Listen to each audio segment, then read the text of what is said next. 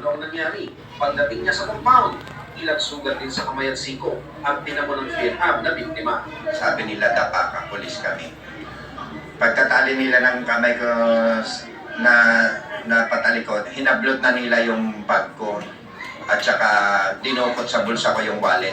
Na-recover sa mga suspect na pulis ang isang mamahaling cellphone ng biktima at pinaniniwalaang bahagi ng kanyang natakay na pera. Pero nawawala ang kanyang US passport, bankbooks, siyang naging dolyar, driver's license, ATMs, at iba pang IDs.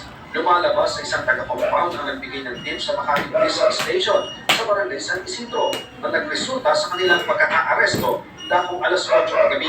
Nakuhanan pa sa CCTV video mula sa Barangay San Isidro ang pagdating ng mga suspect dakong 7:40 ng gabi sakay ng 5 motorsiklo na nagtulay sa LTO. Hindi ka lang ginawa ng mga suspect ng Police Manila sa pagpasok sa teritoryo ng Makati. Nakasay po sila sa Manila Police District, pero tumawid po sila sa Makati. Wala po silang coordination, wala po silang operational clearance para mag-operate po sa Southern Police District, TOR.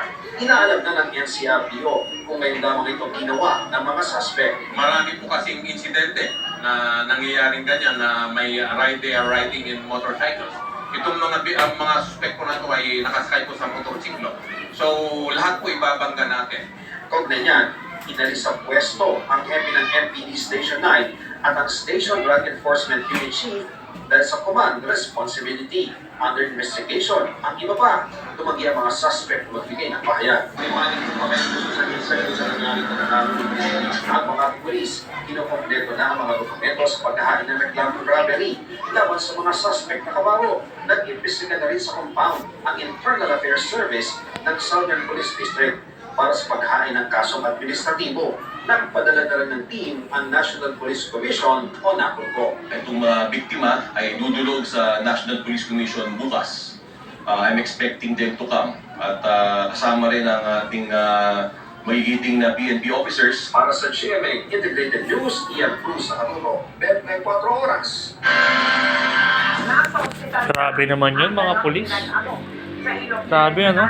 Corruption sa mga pulis, hindi na talaga maayos.